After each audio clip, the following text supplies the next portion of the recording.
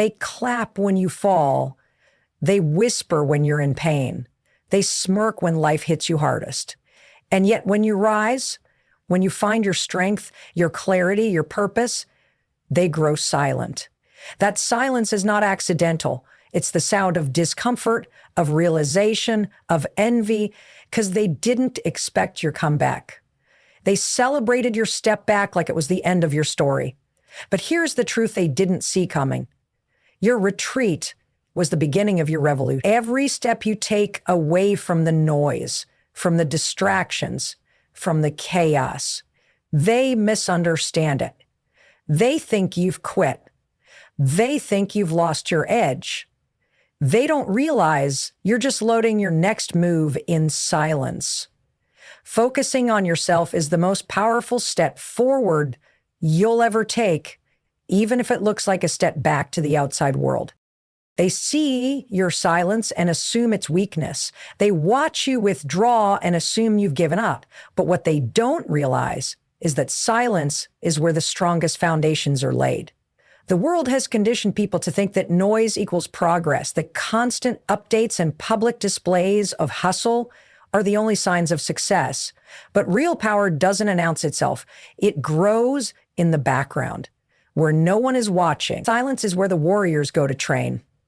It's where the broken pieces of your spirit are collected, where clarity sharpens like a blade, and where the future is quietly but fiercely constructed. It's easy to misunderstand a person who chooses stillness over spotlight, because we've been taught to measure progress in applause. But silence is not the absence of movement. It's the presence of purpose. When you step back and go quiet, you're not quitting, you're not lost, you're not defeated, you are recharging. You are recalibrating your soul. In the stillness, you're listening to a voice that the world often drowns out, your own. And it's in that voice, that soft whisper rising from within, where your true compass lies. There is no clarity like the clarity found in solitude, and there is no strength like the strength built when no one is clapping. When you learn to sit with yourself without needing noise to distract you, without needing company to validate you, you begin to build something most people will never understand: inner strength. That inner strength doesn't come from being praised. It doesn't come from being seen. It comes from making peace with the darkest corners of your mind. It comes from facing the doubts, the insecurities, the fears, and not running from them, but studying them, understanding them, and finally rising above them. When you're silent, you're not hiding, you're healing. And healing is the loudest kind of strength, even if no one can hear it. It's the kind of strength that can't be taken from you because it wasn't built on approval. It was built in pain, in resilience, in unwavering focus on becoming better than you were yesterday. Silence is also the space where strategy is born. When you're too loud, when you're constantly reacting, constantly explaining, constantly trying to prove something, you lose the ability to observe. But in silence, you become a watcher. You start to see patterns you missed before. You notice who claps for you when you're doing well and who disappears when you're down. You start to identify the distractions, the emotional traps, the unnecessary detours. And slowly you begin to eliminate them, not out of bitterness, but out of clarity. You don't have time to entertain chaos when you're building peace. This is why silence should never be mistaken for defeat. Some of the most powerful comebacks are crafted in complete solitude. It's in those long, quiet nights where your decisions become laser focused, where the noise of the world fades and all that's left is the truth about what you really want and what you're no longer willing to tolerate. When you embrace silence, you regain your ability to hear your mission clearly. You stop operating on impulse and start moving with intention. Most people fear silence because it forces them to confront themselves. It forces them to reckon with their choices, their habits, their mindset. That's why people keep the volume up. That's why they keep chasing noise, attention, validation, because it distracts them from the uncomfortable truth that maybe they're not as aligned as they pretend to be. But when you're bold enough to sit with the discomfort, to endure the stillness, to face your own reflection with honesty, you grow in ways that noise could never allow. There's a reason the strongest people often go silent before they evolve. They disappear not to fade, but to focus. They retreat not to run, but to realign. And when they reemerge, they do so with fire in their soul, precision in their steps, and a calm that rattles those who underestimated them. The silence they carried wasn't a pause, it was pressure, building slowly, deliberately, until it became the power to rise on their own terms. In a world that equates activity with achievement, choosing silence is an act of rebellion. It says, I don't need to prove myself to anyone right now. I'm not here to perform, I'm here to prepare. That mindset alone sets you apart. Because when others are seeking attention, you're seeking mastery. When they're performing for applause, you're practicing discipline. When they're chasing validation, you're chasing excellence. And when the time comes to reveal what you've built in the quiet, it will speak so loudly that the world will have no choice but to listen. Focusing on yourself is one of the most misunderstood actions you can take. Society often labels it as selfish, as if choosing yourself somehow means neglecting others. But the truth is, self-focus is not about ignoring the people around you. It's about remembering that you can't pour from an empty cup. When you constantly give without replenishing, when you keep showing up for others while ignoring your own needs, your energy begins to break down. Your clarity blurs. Your sense of self gets lost in the expectations and opinions of everyone else. Focusing on yourself is the act of returning home to who you are, what you need, and who you're becoming. It's not an escape from responsibility. It's a return to alignment. There comes a moment in life where you realize that you've been running on autopilot, checking every box, fulfilling every obligation, but feeling emptier each day. That's the warning sign. That's when the soul starts whispering that it's time to come back to yourself. Because for too long, you've been handing over your energy to things that don't feed you, to conversations that drain you, to environments that shrink you. And it's in that moment when the noise becomes too loud and the peace becomes too rare that you must choose to pause and redirect. That's where self-focus enters, not as a luxury, but as a necessity. The moment you choose to focus on yourself, you begin to realize how many of your decisions were made out of pressure, not purpose. You start to see how often you said yes to things that didn't serve you just to avoid conflict or keep the peace. You realize how many paths you walked, not because they felt right, but because they were expected of you. Focusing on yourself isn't just about creating boundaries with others. It's about creating clarity within yourself. It's about asking the hard questions. Who am I? What do I want? What is no longer worth my time, my energy, my presence? When you shift your attention inward, something incredible starts to happen. You stop living reactively. You stop being pulled in 100 different directions by the agendas and emotions of others. You begin to move with intentionality. You begin to operate from a place of calm, not chaos. You stop feeling guilty for needing space. You stop apologizing for putting your healing, your growth, and your peace first. That shift in mindset, that realization that your well-being matters just as much as anyone else's, births a new kind of confidence. It's not loud or boastful. It's quiet, grounded, unshakable. It's the confidence that comes from knowing yourself deeply and honoring that self without compromise. Focusing on yourself also allows you to finally differentiate between what's real and what's performative. When you're constantly in the loop of trying to please others, you often mold yourself to be what they want you to be. You shrink parts of yourself to fit into spaces that don't deserve you. You silence your voice to keep others comfortable. But when you turn inward, you begin to notice the mask you've been wearing. You become aware of the roles you've been playing and start asking whether they truly reflect who you are. And when the answer is no, you gain the courage to change. You begin to dismantle the false self you've built for approval and step into the real self you were always meant to be. It's not easy. There's resistance. There's discomfort. Because when you start putting yourself first, people who benefited from your self-neglect will push back. They'll say you've changed, that you're distant, that you've become selfish. But that's only because you've stopped making yourself small for their convenience.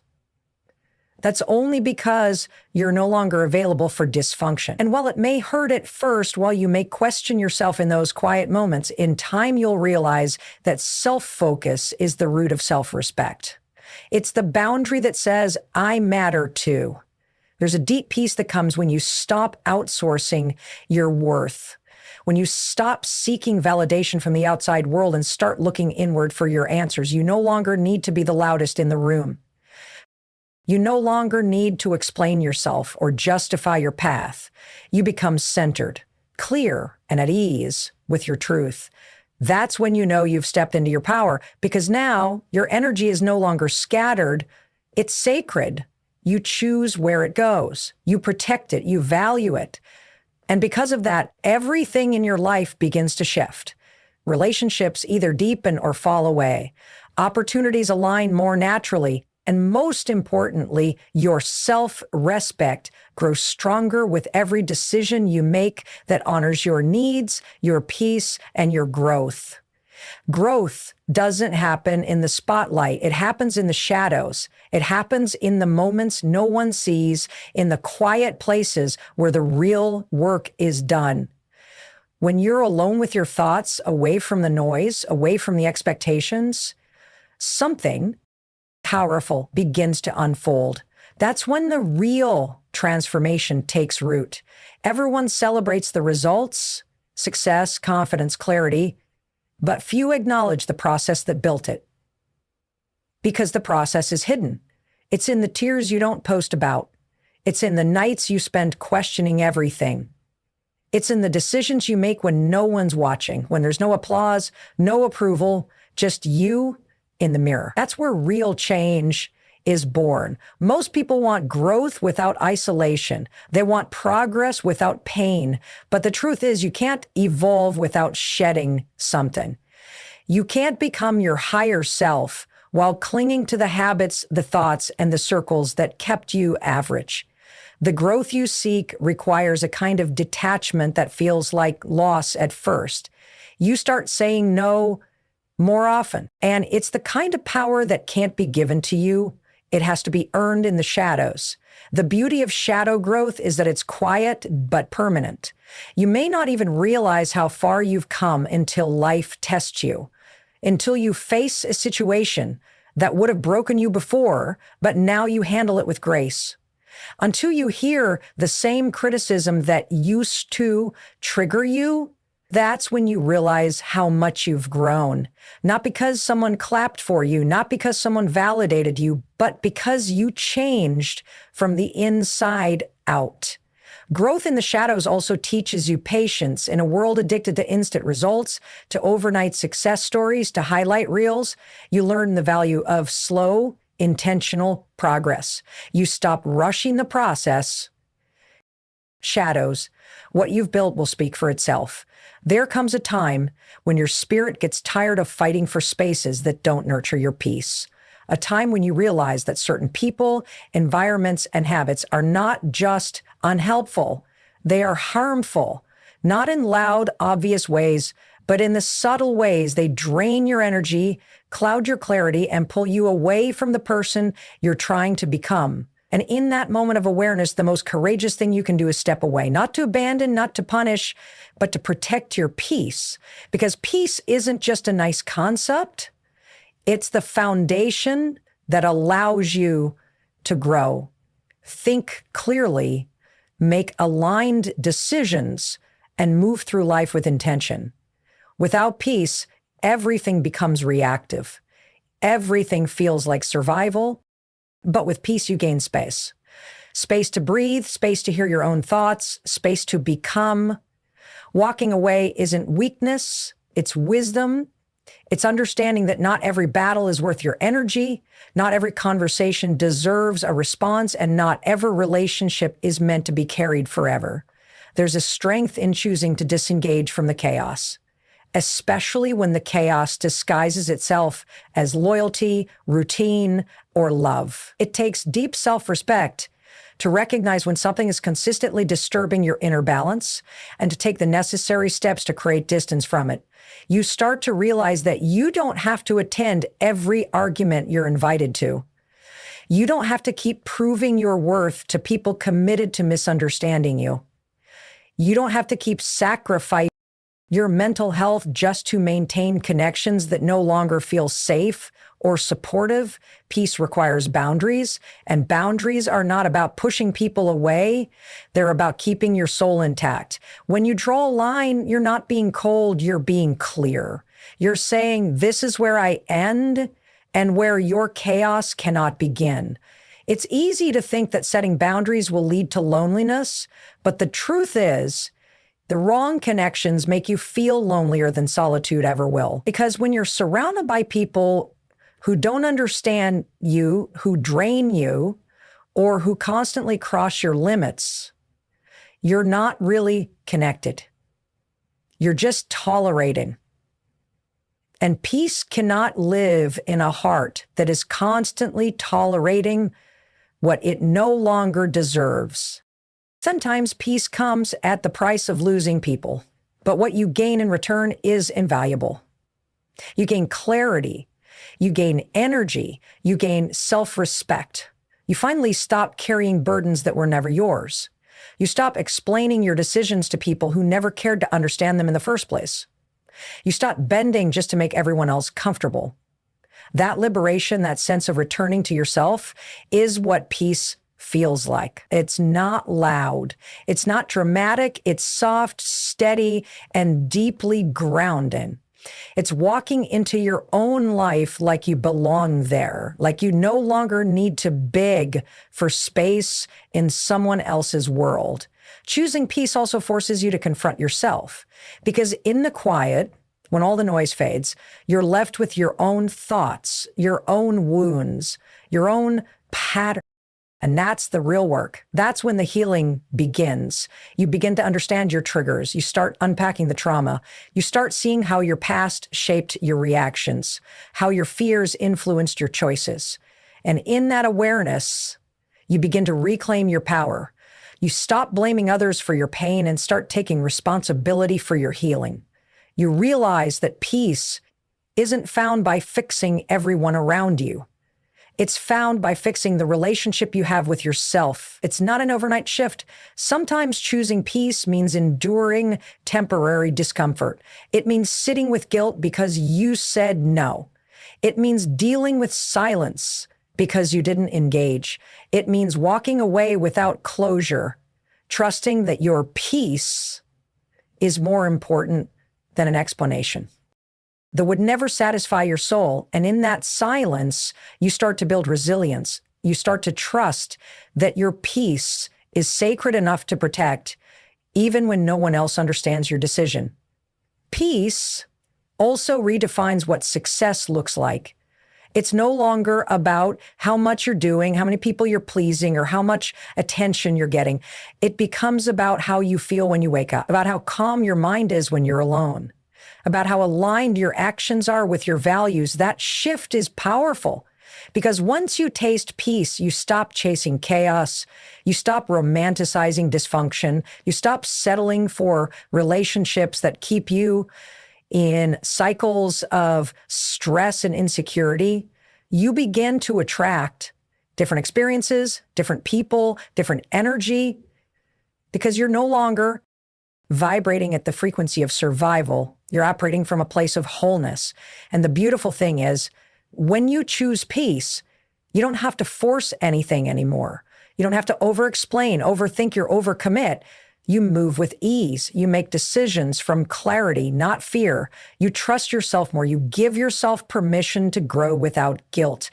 And in that space of peace, your purpose begins to speak louder. Your path becomes clearer. And your power, once buried under the weight of noise and conflict, finally has the room to rise. There's something deeply empowering about being underestimated. When people count you out, when they misread your silence as weakness or your distance as defeat, they reveal more about themselves than they do about you. It's in those quiet moments, when the world has turned its back or simply stopped paying attention, that you gain the rarest gift of all, freedom. Freedom from expectation. Freedom from the pressure to prove yourself. Freedom to build in silence, away from the noise and the scrutiny. And in that quiet, something powerful begins to awaken within you. A drive, a clarity, a fire that doesn't burn for applause, but for purpose. Being overlooked can feel like rejection at first, but it's often divine redirection. It pushes you inward, challenges your ego, and forces you to ground your self-worth in something deeper than recognition. Because when no one's watching and there's no audience to impress, what remains is the purest version of your ambition. You stop chasing validation and start chasing growth. You stop trying to be seen and start focusing on being solid. And that shift in intention changes everything, because now you're no longer performing, you're no longer reacting, you're creating from a place of authenticity. When you're underestimated, you're given space. And space is where transformation happens. It's where you get to try, fail, experiment, and grow, without the weight of expectations suffocating your potential. It's in that space that you become dangerous, not in an aggressive sense, but in a powerful one. You become unpredictable. You become self-sufficient. You stop needing the world to understand you and start understanding yourself. That's where true confidence is born, not from being praised, but from knowing you've built something real in the dark. And the best part is, while they're busy celebrating your setbacks, you're busy building your comeback. They think you're done, but you're just getting started. They mistake your stillness for surrender, but they have no idea what's happening behind the scenes. You're learning, you're evolving, you're sharpening your vision, and while they're watching the surface, you're shifting your foundation. That's the advantage of being overlooked. It allows you to grow without interference, to rebuild without noise, to rise without resistance. Because no one sees a threat in silence, but silence is where warriors are made. It's a strange paradox, how the most underestimated ones often become the most unstoppable. Because once you learn to thrive without approval, you become immune to doubt. Once you realize that you don't need to be understood to be great, you stop explaining yourself. You just execute. You let your results speak in a language louder than any critic's voice. And by the time they finally notice you again, it's too late. You've already transformed. You've already outgrown their limited perception. You're not who you were when they left. You've stepped into a version of yourself that doesn't need to convince anyone of anything. Being underestimated teaches you to move with humility, but prepare with hunger. It teaches you that revenge doesn't come through words. It comes through success, through consistency, through staying committed to your path long after others have given up. It's not about proving them wrong. It's about proving yourself right, about honoring the vision that lives inside you, even when the world refuses to see it, because that vision, that's yours. And sometimes the silence surrounding it is a gift. It gives you the space to nurture it without interference. You begin to value progress over perception. You stop wasting time trying to correct the way others see you and start investing that time into becoming undeniable.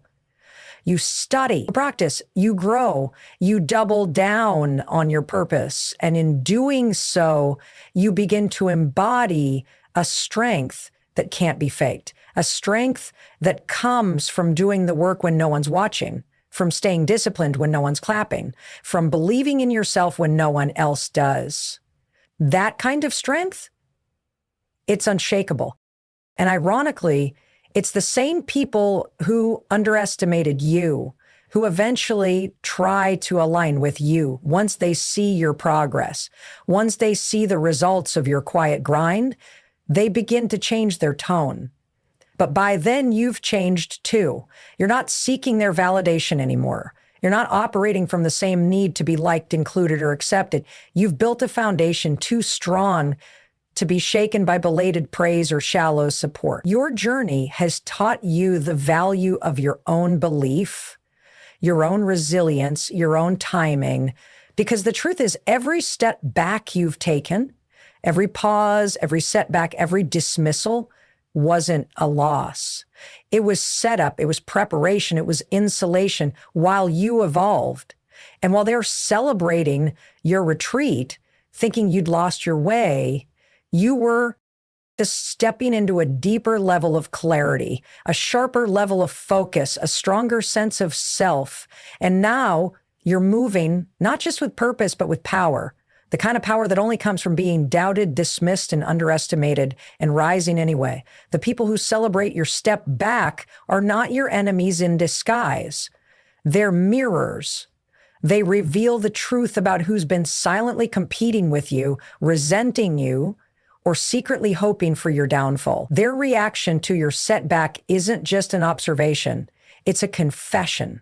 It's proof that they were never clapping out of love, but out of habit or convenience. And the moment you trip, the moment you pause to catch your breath, they celebrate, not because they're free from their own struggles, but because your strength reminded them of everything they weren't ready to face in themselves. Your light made them uncomfortable.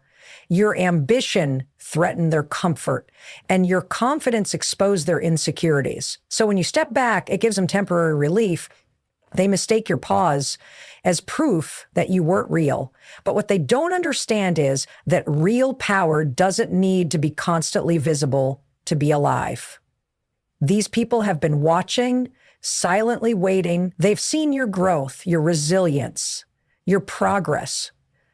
And even though they smiled in your face, deep down they were hoping for a moment just like this, a misstep, a setback, a silence, because it gave them something to feel better about. It gave them a moment to breathe, to imagine that maybe now you're no longer a threat. But what they don't realize is that their celebration is premature. They've misunderstood your step back. They think it means you've given up. They think it's the end of your story. But what they're really witnessing is your reset, your recalibration, your refinement. Because true warriors don't fall apart. They fall back to rise stronger. When you focus on yourself, you begin to notice these dynamics more clearly. You stop being blinded by loyalty to people who were never really rooting for you. You stop making excuses for why they distance themselves when you win or why they seem energized when you lose.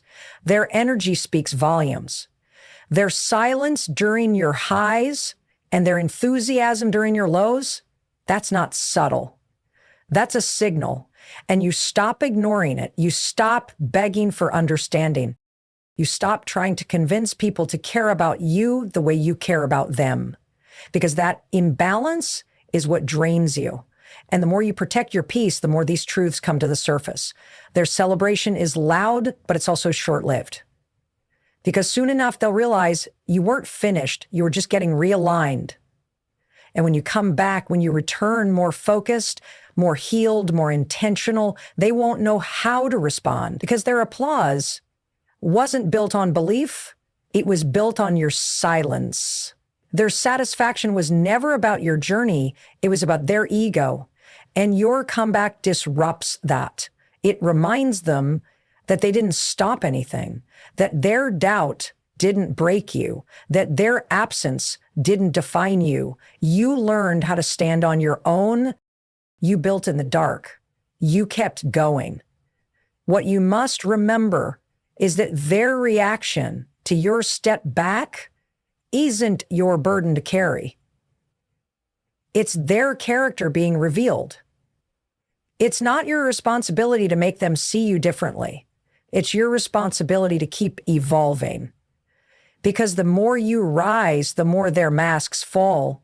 You begin to understand who's really in your corner and who was just standing next to you for convenience. And once you see it, you can't unsee it. You stop pretending. You stop pouring into cups that never pour back.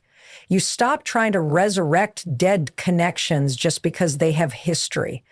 And in that release, you gain power, you gain clarity, you gain space to focus entirely on your own journey.